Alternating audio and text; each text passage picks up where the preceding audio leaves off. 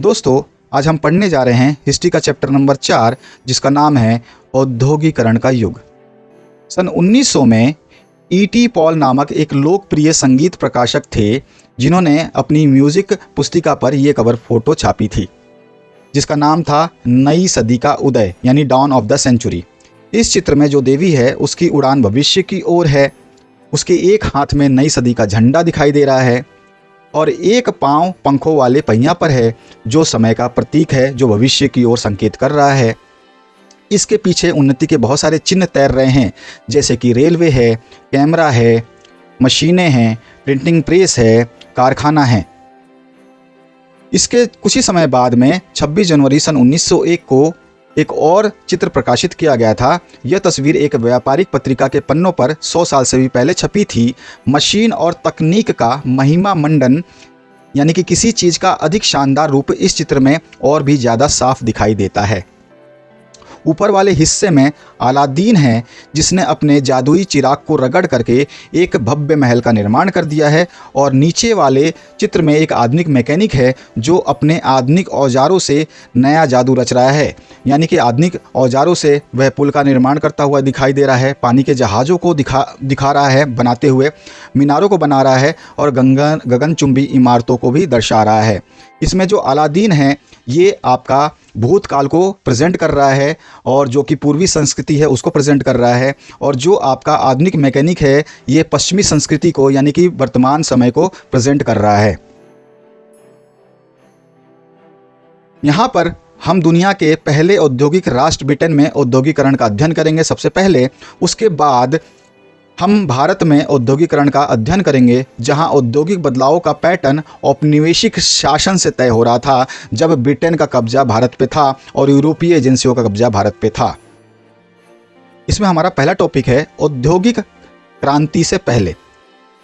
तो इंग्लैंड और यूरोप में फैक्ट्रियों की स्थापना से भी पहले, जब कंपनियों की स्थापना नहीं हुई थी, तो अंतर्राष्ट्रीय बाजार के लिए बड़े पैमानों पर औद्योगिक उत्पादन होने लगा था। यह उत्पादन फैक्ट्रियों में नहीं होता था, इसलिए बहुत सारे इतिहासकार औद्योगिकरण के इस चरण को आदि औद्योगिकरण का नाम देते हैं। 17वीं और 18वीं शताब्दी में विश्व व्यापार के विस्तार से दुनिया के विभिन्न भागों में चीज़ों की मांग बढ़ने लगी थी। इस मांग को पूरा करने के लिए अधिक उत्पादन की आवश्यकता थी। शहरों में जो शहरी दस्तकारी थे यानी शिल्पकार थे, और व्यापारिक गिल्ड्स थे जो व्यापारियों के संघ कहलाते थे, काफ़ी ताकतवर थे ये शहरों में। इनके कार्य क्या थे, इनको जान लेते हैं कि व्यापारिक जो गिल्ड्स थे इनके क्या कार्य थे। ये कारीगरों को प्रशिक्षण देते थे, उत्पादकों पर नियंत्रण रखते थे, और प्रतिस्पर्धा और मूल्य को तय करते थे, और व्यवसाय में नए लोगों को आने से रोकते थे। ये व्यापारिक गिल्ड जो थे ये इतना अधिकार रखते थे। वहाँ के जो शासक थे उन्होंने भी विभिन्न गिल्ड्स को खास उत्पादों के उत्पादन और व्यापार करने का एकाधिकार दिया था, यानी कि मोनोपोली दिया था। यही वो काम कर सकते थे, व्यापारिक गिल्ड, जो आपका कोई और नहीं कर सकता था। तो इनको एक एकाधिकार दिया गया था। फलस्वरूप क्या हुआ कि नए जो व्यापारी थे वो शहरों में कारोबार नहीं कर सकते थे, क्योंकि व्यापारिक गिल्ड्स जो थे वो बहुत ज़्यादा ताकतवर थे। इसलिए यूरोपीय शहरों के सौदागर गाँवों की तरफ रुख करने लगे थे, और वे किसानों तथा कारीगरों को पैसा देते थे और उनसे अंतर्राष्ट्रीय बाजार के लिए उत्पादन करवाते थे। इस वजह से गांव में जो गरीब काश्तकार और ताशकार थे वो सौदागरों के लिए काम करने लगे। यह एक ऐसा समय था जब खुले खेत भी खत्म होते जा रहे थे। कॉमन्स यानी साझा जमीनों की बाड़ेबंदी की जा रही थी, यानी कि उसको घेरा जा रहा था। अब रोजी रोटी के लिए साझा ज़मीनों से जलावन की लकड़ी, बोरियां, सब्जियां, भूसा और चारा आदि बीन कर काम चलाने वाले छोटे किसान यानी काटेजर और गरीब किसान आमदनी के नए स्रोत ढूंढने लगे थे। बहुत के पास छोटे मोटे खेत तो थे, लेकिन उनके घर के सारे लोगों का पेट नहीं भर सकता था। इसलिए जब सौदागर वहां आए और उन्होंने उत्पादन करने के लिए पेशगी रकम दी, तो किसान फौरन तैयार हो गए। सौदागरों के लिए काम करते हुए अब किसान गांव में ही रहते हुए अपने छोटे छोटे खेतों को भी संभाल सकते थे। इस आदि औद्योगिक उत्पादन से होने वाली आमदनी ने खेती के कारण सिमटती आय में बड़ा सहारा दिया।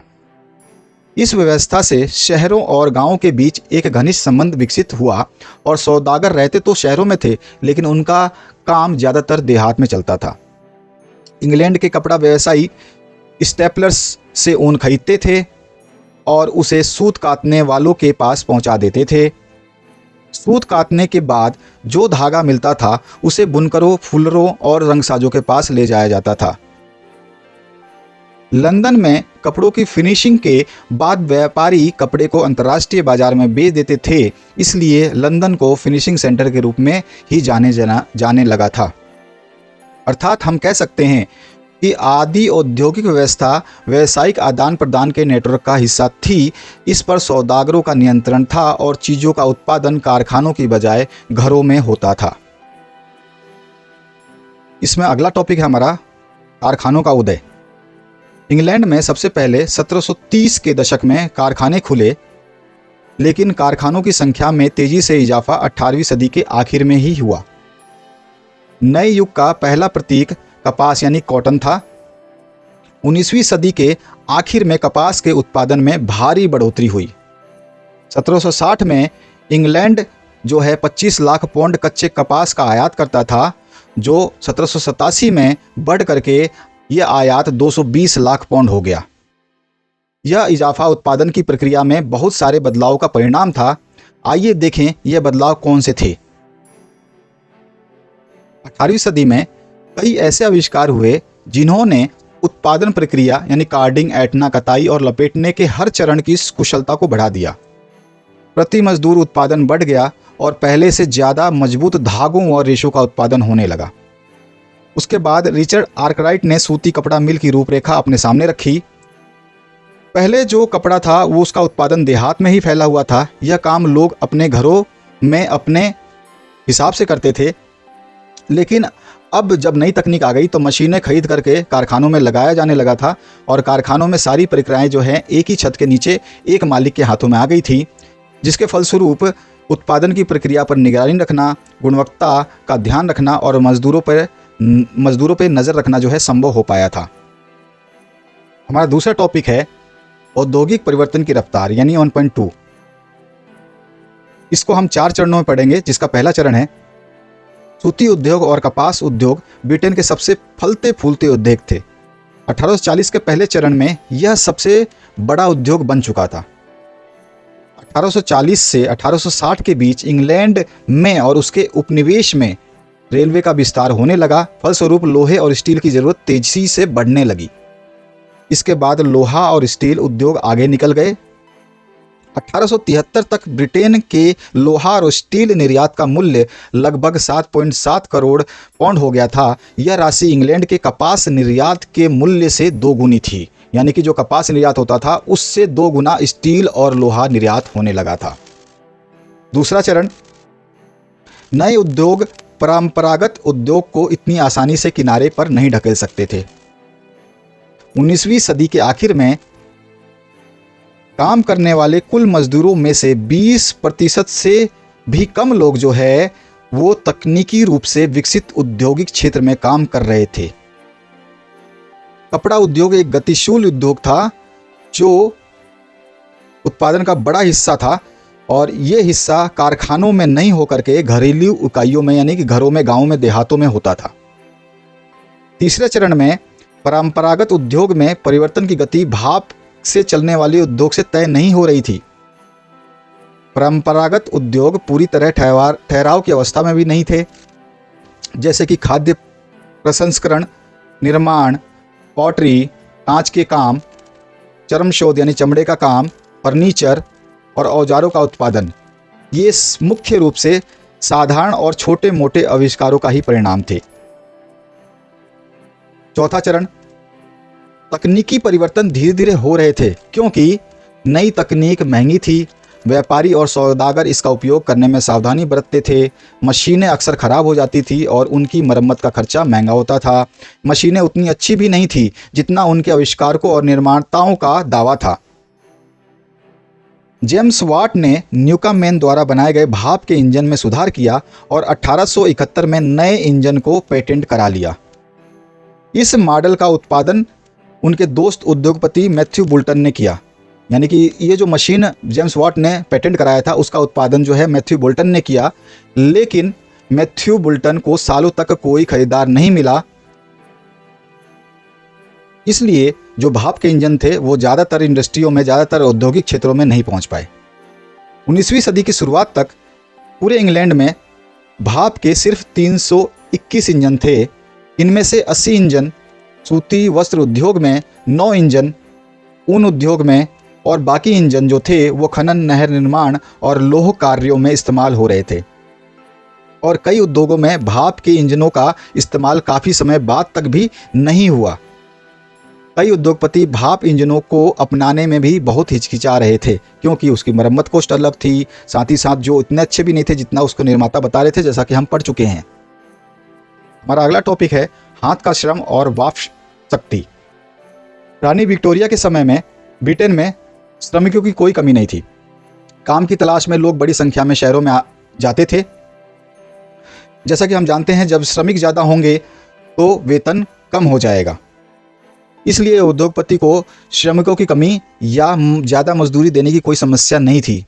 उद्योगपति ऐसी मशीन नहीं लगाना चाहते थे जिसमें बहुत ज़्यादा खर्चा हो और मजदूरों से छुटकारा मिले। बहुत सारे उद्योग में श्रमिकों की मांग जाड़ों के दौरान रहती थी, जैसे गैस घरों और शराब खानों में, क्रिसमस के समय बुक भंडारों, बाइंडरों और प्रिंटर की दुकानों में, बंदरगाहों पर जहाज की मरम्मत और साफ सफाई और सजावट के कामों में। मशीनों से सिर्फ तय किस्म के उत्पाद ही बड़ी संख्या में बनाए जा सकते थे, लेकिन बाजार में अक्सर बारीक डिज़ाइन और ख़ास आकारों वाली चीज़ों की मांग रहती थी जो सिर्फ हाथ से तैयार किए जा सकते थे। उदाहरण के लिए ब्रिटेन में 19वीं सदी के मध्य में 500 तरह के हथौड़े और 45 तरह की कुल्हाड़ियाँ बनाने के लिए इंसानी निपुणता यानी इंसानी हुनर की ज़रूरत थी। इसलिए उद्योगपति मशीनों की बजाय मजदूरों को ही काम पर रखना ज़्यादा पसंद करते थे। ब्रिटेन में उच्च वर्ग के लोग, कुलीन और पूंजीपति वर्ग जो थे, वो हाथों से बनी चीज़ों को ज़्यादा पसंद करते थे। वे इन्हें परिष्कार और सुरुचि का प्रतीक मानते थे। उनकी फिनिशिंग अच्छी होती थी, उनको एक एक करके बनाया जाता था, उनका डिज़ाइन अच्छा होता था। मशीनों से बनने वाले उत्पादों को उपनिवेश में निर्यात कर दिया जाता था। जिन देशों में मजदूरों की कमी होती थी वहाँ उद्योगपति मशीनों का इस्तेमाल करना ज़्यादा पसंद करते थे, ताकि कम से कम मजदूरों से वो अपना काम चला सके। जैसे 19वीं सदी के अमेरिका में यह स्थिति थी कि अमेरिका में जो है मजदूरों की कमी थी और वहाँ पर जो है मशीनों का अधिक जो है इस्तेमाल किया जाने लगा था। अब देखते हैं मजदूरों की ज़िंदगी कैसी थी। गाँव में नौकरियों की खबर पहुँचते ही सैकड़ों की तादाद में लोग शहरों की तरफ चल पड़े। नौकरी मिलने की संभावना यारी दोस्ती, कुनबे, कुटुंब के जरिए ज़्यादा रहती थी। जिनके पास कारखानों में सामाजिक संपर्क नहीं थे उन्हें रोजगार के लिए हफ्तों इंतजार करना पड़ता था। कुछ बेरोजगार शहर में बने निजी रैन बसेरों में रहते थे। बहुत सारे निर्धन कानून विभाग द्वारा चलाई जाने वाली अस्थायी बसेरों में रुकते थे। बहुत सारे उद्योगों में मौसमी काम था, इस वजह से मजदूरों को बीच बीच में बहुत समय खाली बैठना पड़ता था। कुछ लोग जाड़ों के बाद गांव में चले जाते थे, लेकिन ज़्यादातर शहर में छोटा मोटा काम ढूंढने की कोशिश करते थे। 19वीं सदी की शुरुआत में वेतन सुधरने पर भी मजदूरों की हालत बेहतर नहीं हुई, क्योंकि नेपोलियन युद्ध के कारण कीमतें तेज़ी से बढ़ने लगी। मजदूरों को वेतन पहले जितना ही मिलता था, लेकिन कीमतें बढ़ने से वह पहले जितनी चीज़ें नहीं खरीद सकते थे। 19वीं सदी के मध्य तक हालात अच्छे थे, लेकिन फिर भी लगभग 10% शहरी आबादी बहुत गरीब थी। 1830 के दशक में आई आर्थिक मंदी ने बेरोजगारों की संख्या विभिन्न क्षेत्रों में 35 से 75% तक पहुंचा दी। इस बेरोजगारी के कारण मजदूर जो है नई तकनीक को मानते थे। इस कारण ऊन उद्योग में स्पिनिंग जेनिंग मशीन के आने से हाथ से ऊन काटने वाली औरतें इन मशीनों पर हमला करने लगी।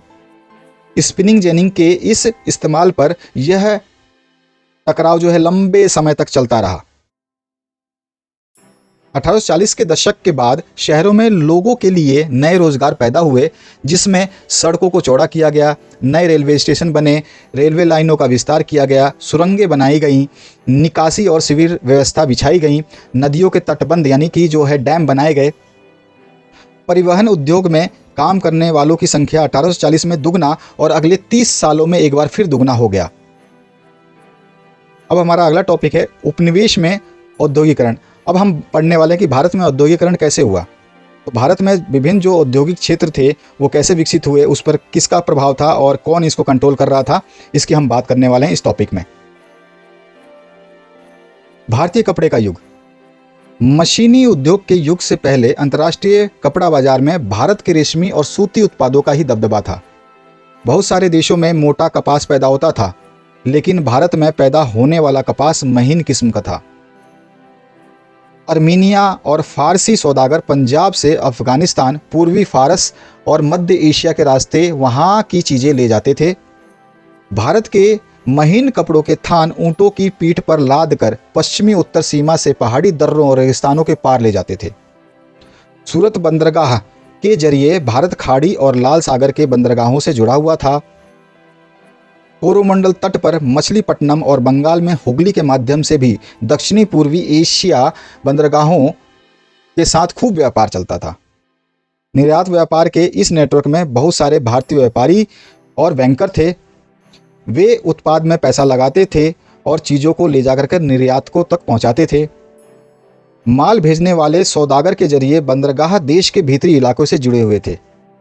ये सौदागर बुनकरों को पेशगी रकम दे करके तैयार कपड़ा खरीद करके बंदरगाहों तक पहुंचाते थे। बंदरगाह पर बड़े जहाज मालिक और निर्यात व्यापारी के दलाल कीमत पर मोल भाव करके आपूर्ति सौदागरों से माल खरीद लेते थे। 1750 के दशक तक भारतीय सौदागरों के नियंत्रण वाले ये नेटवर्क टूटने लगे थे। इसका कारण निम्न थे। यूरोपीय कंपनियों की ताकत बढ़ती जा रही थी। यूरोपीय कंपनियों ने स्थानीय दरबारों से कई तरह की रियायतें यानी अधिकार हासिल कर लिया था और बाद में व्यापार पर इजारेदारी यानी कि एक अधिकार प्राप्त कर लिया था। इससे सूरत और हुगली दोनों पुराने बंदरगाह कमज़ोर पड़ गए और निर्यात में कमी आ गई। जिस कर्जे से व्यापार चलता था वो खत्म होने लगा था। धीरे धीरे स्थानीय बैंक दिवालिया हो गए। 17वीं सदी में सूरत बंदरगाह से होने वाला व्यापार कुल 1.6 करोड़ रुपए था, जो 1740 तक सिर्फ 30 लाख रुपए रह गया। अब बम्बई और कलकत्ता की स्थिति सुधर रही थी। इन नए बंदरगाहों से होने वाला व्यापार यूरोपीय कंपनियों के नियंत्रण में था, जो यूरोपीय जहाज़ों के जरिए होता था। बहुत सारे पुराने व्यापारी तबाह हो चुके थे। अब बचे रहने के लिए उन्हें यूरोपीय व्यापारिक कंपनियों के नेटवर्क में काम करना पड़ता था। इन बदलावों ने बुनकरों व अन्य कारीगरों की जिंदगी को किस तरह प्रभावित किया, चलिए देख लेते हैं। इसमें हमारा टॉपिक रहेगा बुनकरों को क्या हुआ। तो 1760 के बाद जब ईस्ट इंडिया कंपनी की सत्ता बढ़ रही थी, तब भी भारत के कपड़ा निर्यात में गिरावट नहीं आई, क्योंकि यूरोप में बारीक भारतीय कपड़ों की मांग अधिक थी। इसलिए ईस्ट इंडिया कंपनी भारत के कपड़े के निर्यात को और फैलाना चाहती थी। 1760 और 1770 के दशकों में बंगाल और कर्नाटक में ईस्ट इंडिया कंपनी की राजनीतिक सत्ता नहीं थी, तो ईस्ट इंडिया कंपनी को बने हुए कपड़े को पाने के लिए फ्रांसीसी, डच और पुर्तगालियों के साथ साथ स्थानीय व्यापारियों से भी सामना करना पड़ता था। इसलिए बुनकर और सौदागर खूब मोल भाव करके सबसे ऊंची बोली लगाने वाले खरीदार को ही अपना माल बेचते थे। लेकिन जब ईस्ट इंडिया कंपनी की राजनीतिक सत्ता बंगाल और कर्नाटक में स्थापित हो गई, तो उसके बाद उसने प्रतिस्पर्धा खत्म करने, लागतों पर अंकुश रखने और कपास व रेशम से बनी चीज़ों के नियमित आपूर्ति सुनिश्चित करने के लिए प्रबंध और नियंत्रण की एक नई व्यवस्था लागू कर दी। इस काम को कई चरणों में किया गया। पहला चरण की बात करें तो कंपनी ने कपड़ा व्यापार में सक्रिय व्यापारियों और दलालों को खत्म करने, बुनकरों पर निगरानी रखने और माल इकट्ठा करने और कपड़ों की गुणवत्ता को जांचने के लिए वेतनभोगी कर्मचारी को तैनात किया, जिनको हम गुमस्ता कहते थे। दूसरे चरण में कंपनी को माल बेचने वाले बुनकरों को अन्य खरीदारों के साथ कारोबार करने पर पाबंदी लगा दी गई। इसके लिए उन्हें पेशगी रकम दी जाती थी। ऑर्डर मिलने पर बुनकरों को कच्चा माल खरीदने के लिए कर्जा भी दिया जाता था। कर्जा लेने वाले को अपना बनाया हुआ कपड़ा गुमस्ता को ही देना पड़ता था। वे किसी अन्य व्यापारी को उस कपड़े को नहीं बेच सकते थे। कर्जे मिलने और ज़्यादा कमाई की आस में बुनकर पेशगी स्वीकार करने लगे। जिन बुनकरों के पास ज़मीन थी, जिन पर वो खेती करते थे, अब अपनी ज़मीन को भाड़े पर दे करके पूरा समय बुनकरी करने लगे। अब पूरा परिवार जो है बुनकरी का कार्य करने लगा। लेकिन जल्द ही बुनकरों और गुमस्तों के बीच जो है टकराव होने लगे। इस टकराव के कई कारण थे। पहले जो आपूर्ति सौदागर थे वो बुनकरों के गांव में ही रहते थे। ये बुनकरों की ज़रूरतों का ख्याल रखते थे और संकट के समय उनकी मदद करते थे।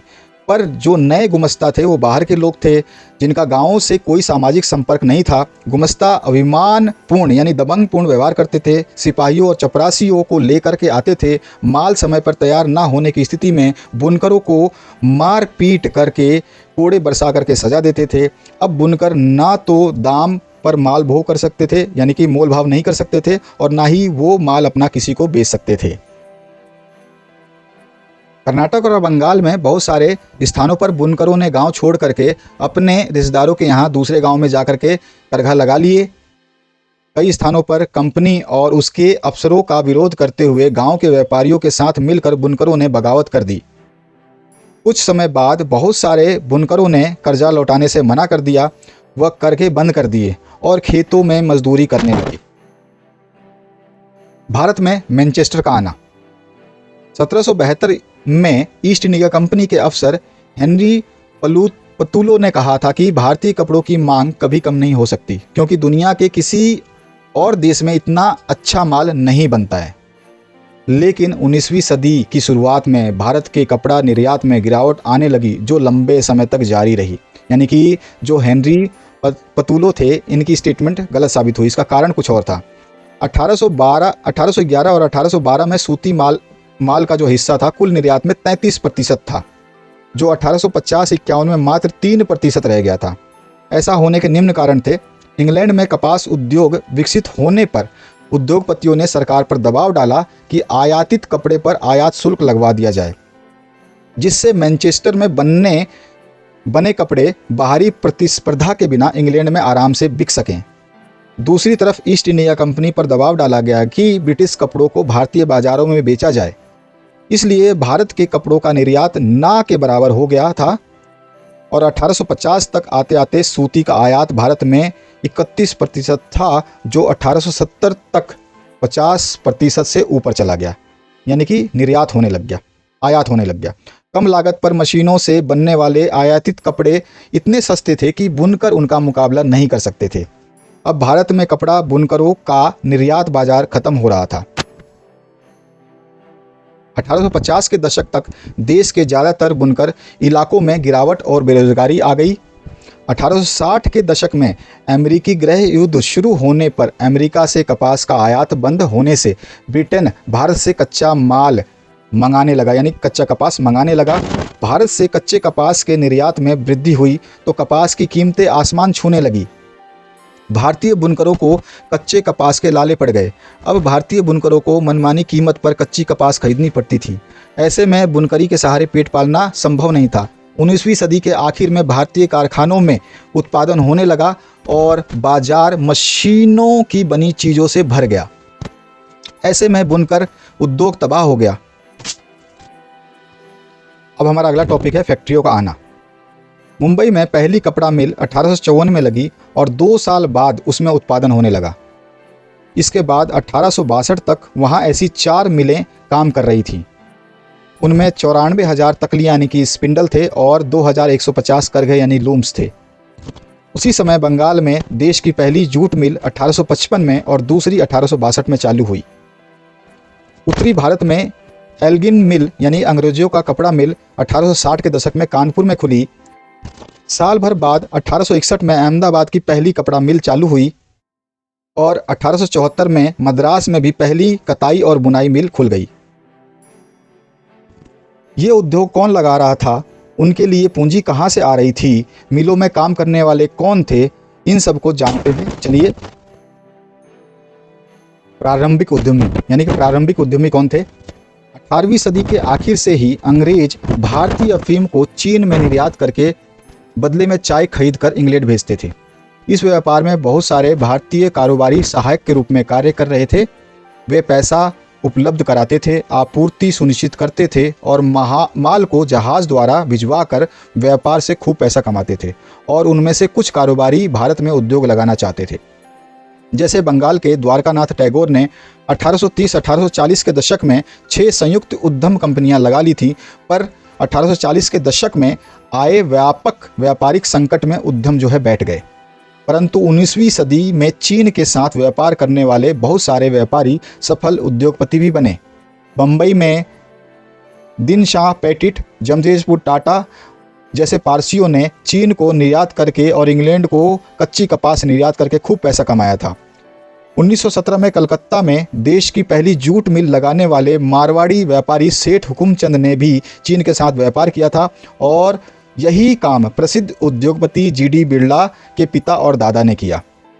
मद्रास के कुछ सौदागर बर्मा से व्यापार करते थे, जबकि कुछ मध्य पूर्व व पूर्वी अफ्रीका से।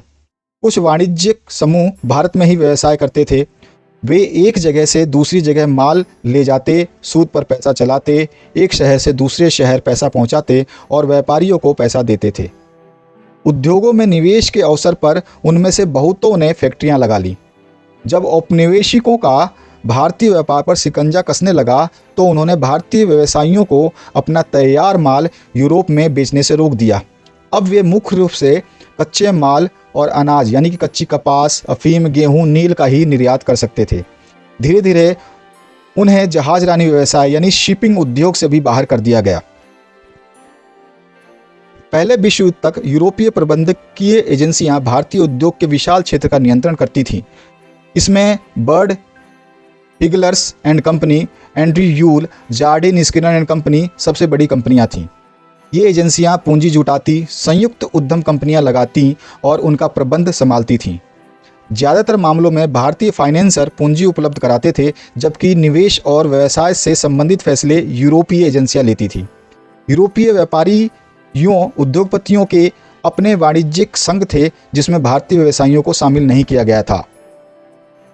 मजदूर कहाँ से आए थे? तो फैक्ट्रियाँ शुरू हुई तो मजदूरों की भी आवश्यकता पड़ी और फैक्ट्रियों के विस्तार से मजदूरों की मांग बढ़ने लगी। 1901 में भारतीय फैक्ट्रियों में 5,84,000 मजदूर काम कर रहे थे। 1946 तक यह संख्या बढ़ करके 24,36,000 हो चुकी थी। जिन किसानों कारीगरों को गांव में काम नहीं मिलता था, वे औद्योगिक केंद्रों की तरफ जाने लगे। 1911 में मुंबई के सूती कपड़ा उद्योग में काम करने वाले 50% से ज़्यादा मजदूर पास के रत्नागिरी जिले से आए थे और कानपुर की मिलों में काम करने वाले ज़्यादातर मजदूर कानपुर जिले के ही गांव से आते थे। मिल मजदूर बीच बीच में फसलों की कटाई व त्यौहार के समय गांव लौट जाते थे। नए कामों की खबर फैली तो संयुक्त प्रांत यानी कि उत्तराखंड और उत्तर प्रदेश के लोग दूर दूर से बम्बई के कपड़ा मिलों और कलकत्ता के जूट मिलों में काम करने के लिए पहुंच रहे थे। हालांकि मिलों की संख्या बढ़ती जा रही थी और मजदूरों की मांग भी बढ़ती जा रही थी, लेकिन रोजगार चाहने वालों की संख्या रोजगार के मुकाबले हमेशा ज़्यादा रहती थी। उद्योगपति नए मजदूरों की भर्ती के लिए जाबर रखते थे। जाबर कोई पुराना और विश्वस्त कर्मचारी होता था। जाबर अपने गांव से लोगों को लाता था, उन्हें काम का भरोसा देता था, उन्हें शहर में जमने के लिए मदद देता था और मुसीबत में पैसे से मदद करता था। इस प्रकार जाबर ताकतवर और मजदूर व्यक्ति बन गया था। बाद में जाबर मदद के बदले पैसे व तोहफों की मांग करने लगे और मजदूरों की जिंदगी को नियंत्रित करने लगे। हमारा अगला टॉपिक है औद्योगिक विकास का अनूठापन। भारत में यूरोपीय प्रबंधकीय एजेंसियों ने यूरोपीय औपनिवेशिक सरकार से सस्ती कीमत पर जमीन लेकर चाय व कॉफ़ी के बागान लगाए और खनन, नील, जूट व्यवसाय में पैसे का निवेश किया। 19वीं सदी के आखिर में भारतीय व्यवसायियों ने उद्योग लगाया तो उन्होंने मैनचेस्टर की बनी चीज़ों से प्रतिस्पर्धा न करके सूती मिलों में कपड़ों की बजाय सूती धागे ही बनाए, जिसका इस्तेमाल भारत के हाथकरघा बुनकर करते थे या उन्हें चीन को निर्यात कर दिया जाता था। जो मिल में मोटे सूती धागे बनते थे, उन धागों का इस्तेमाल या तो भारत के जो बुनकर हैं उनको दिया जाता था या फिर ये निर्यात कर दिया जाता था चीन को। अब स्वदेशी आंदोलन में राष्ट्रवादियों ने लोगों को विदेशी कपड़े के बहिष्कार के लिए प्रेरित किया। औद्योगिक समूह ने अपने सामूहिक हितों की रक्षा के लिए आयात शुल्क बढ़ाने तथा अन्य रियायतें देने के लिए सरकार पर दबाव डाला। 1906 के बाद चीन भेजने वाली भारतीय धागे के निर्यात में कमी आने लगी। फलस्वरूप भारत के उद्योगपति धागे की बजाय कपड़ा बनाने लगे और 1900 से 1912 के भारत में सूती कपड़े का उत्पादन दुगना हो गया। पहले विश्व युद्ध में ब्रिटेन कारखाने युद्ध संबंधी उत्पादन में व्यस्त थे, इसलिए भारत में मैनचेस्टर के माल का आयात कम होने पर भारतीय बाजार को देशी बाजार मिल गया। युद्ध लंबा खिंचने पर भारतीय कारखानों में भी फौज के लिए जूट की बोरियां, फौजियों के लिए वर्दी के कपड़े, टेंट और चमड़े के जूते, घोड़े व खच्चर की जीन तथा बहुत सारे अन्य सामान बनने लगे। नए कारखाने लगाए गए और पुराने कारखाने कई पालियों में चलने लगे। नए मजदूरों को काम पर रखा गया। हरेक को पहले से ज़्यादा समय तक काम करना पड़ा। युद्ध के बाद भारतीय बाजार में मैनचेस्टर को पहले वाली हैसियत नहीं मिल पाई और आधुनिकीकरण न होने के कारण अमेरिका, जर्मनी, जापान के मुकाबले कमज़ोर पड़ जाने के कारण ब्रिटेन की अर्थव्यवस्था जो है चरमरा गई। लघु उद्योगों की बहुतायत। युद्ध के बाद अर्थव्यवस्था में विशाल उद्योगों का हिस्सा बहुत छोटा था। 1911 में ज़्यादातर लगभग 67% बंगाल और मुंबई में स्थित थे। बाकी पूरे देश में छोटे स्तर के उत्पादन का ही दबदबा रहा। पंजीकृत कंपनियां, जो रजिस्टर कंपनियां या फैक्ट्रियां थी, जो 1911 में 5% और 1931 में मात्र 10% ही थीं। बाकी मजदूर गली मोहल्लों में स्थित छोटी छोटी वर्कशॉप और घरेलू इकाइयों में काम करते थे। 20वीं सदी में हथकरघा से बने कपड़ों के उत्पादन में सुधार होने लगा। यह सुधार फ्लाई शटल वाले करघों के इस्तेमाल करने से हुआ, जिससे कामगारों की उत्पादन क्षमता बढ़ी, उत्पादन तेज हुआ और श्रम की मांग में कमी आई। 1941 तक भारत में 35% से ज़्यादा हथकरघा में फ्लाई शटल लग चुके थे। त्रावणकर, मद्रास, मैसूर, कोचीन, बंगाल आदि क्षेत्रों में ऐसे हथकरघे 70 से 80% तक थे और छोटे छोटे तकनीकी सुधारों से मिलों के साथ प्रतिस्पर्धा का मुकाबला करने में बुनकर औरों से बेहतर स्थिति में थे। कुछ बुनकर मोटा कपड़ा तो कुछ महीन किस्म के कपड़े बुनते थे। मोटे कपड़े मुख्य रूप से गरीब ही खरीदते थे, जिनकी मांग में खराब फसल या अकाल के समय भारी उतार चढ़ाव आता था। बेहतर किस्म के कपड़े की मांग खाते पीते तबके में ज़्यादा होती थी, उसमें कम उतार चढ़ाव आते थे। बॉर्डर वाली साड़ियाँ या मद्रास की प्रसिद्ध लुंगियाँ केवल बुनकर ही बना सकते थे। इनकी नकल करना मिलों के लिए आसान नहीं था। 20वीं सदी में उत्पादन बढ़ाने के लिए बुनकरों को कठिन परिश्रम पूरे परिवार के साथ दिन रात मिलकर के करना पड़ा। वस्तुओं के लिए बाजार। नए उपभोक्ता पैदा करने में औद्योगिकरण की शुरुआत से ही विज्ञापनों ने विभिन्न उत्पादों के बाजार को फैलाने में एक नई उपभोक्ता संस्कृति रचने में अपनी भूमिका निभाई है। मैनचेस्टर के उद्योगपति भारत में कपड़ा बेचते समय कपड़े के बंडलों पर लेबल लगा देते थे, जिससे खरीदारों को कंपनी का नाम, चीज़ों की गुणवत्ता व उत्पादन की जगह का पता चल सके।